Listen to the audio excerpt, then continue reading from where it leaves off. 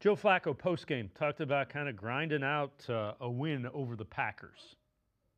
It's hard. It's hard to go out there and play in games like today, and keep it together. But that's what football is sometimes. And I mean, we have talked about it, the type of defense that we have, and just going out there and capitalizing on turnovers and not making mistakes yourself. And it wasn't pretty today, and there were, it was tough. There was times where there probably were guys down the field that were open, and it's just I didn't make it happen. And you feel for the group as a whole. I mean, everybody wants to go out there and perform and put up numbers, points, yards, all that stuff. And part of your job as a quarterback is to get that done. But also your job is to win a football game and just play your role in whatever that may be. And I think today, as tough as it can be, we won a football game.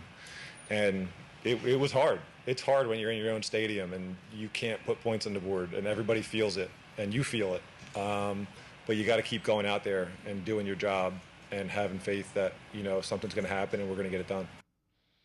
Scott, I know you wrote an article just kind of about the boos and everything. Take us through the article. And the one thing is the interception he threw was kind of like a punt. So that was not all turnovers are equal. That one was pretty meaningless. Yeah, it was a Hail Mary throw at the end of the half. So 3 out of the 5 interceptions this year, I think you can write off, those 2 in the Bengals game off the receiver's hands. So, or 2 out of 4, right? Because he had the fumble against Baltimore, or 3 out of 4. So, I think you have to look at those interceptions carefully. Now, I just sat there listening to Joe yesterday and was really taken by, that quote the clip you played was great because he said hard a million times throughout the interview and talked about how tough it was. And that's where they are as an offense right now. And he's trying to manage all the things that aren't working right with protecting the ball so you give your defense a chance. And, that's what the game plan was. Kevin Stefanski punted it when sometimes he used to go for it in the past.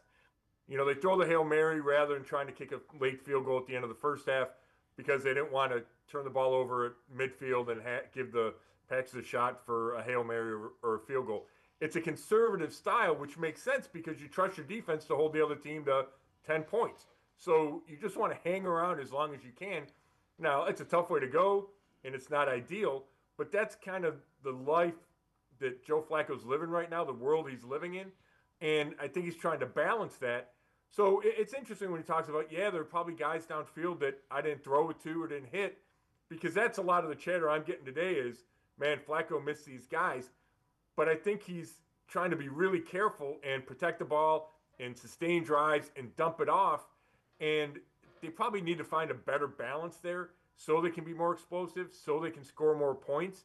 But we saw that if you just hang around long enough, and the defense makes one huge play and you put together one drive and kick a long field goal, you can still win, which is kind of the recipe he talked about after that Baltimore game. Yeah, and again, that's a really good football team that the Browns beat in the Packers, and they've played 3 of the better teams. Well, now the Bengals minus Joe Burrow, but at the time, they played 3 of the better teams in the NFL.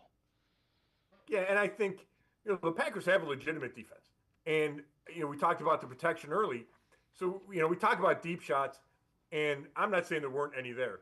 But I know that if you're, as a quarterback, you don't trust your protection, or when you dial up a long shot, the protection breaks down, then it's hard. It's hard to complete those. And even the Hail Mary where he threw the interception, I think the plan was for him to kind of sit back in the pocket, let the guys get in the end zone, use some time, and all of a sudden there's pressure, and he's got to throw it up before the guys get to the end zone. So there's plenty of examples of that where I feel like he's setting up to make a throw downfield, and he just doesn't have time to let it develop.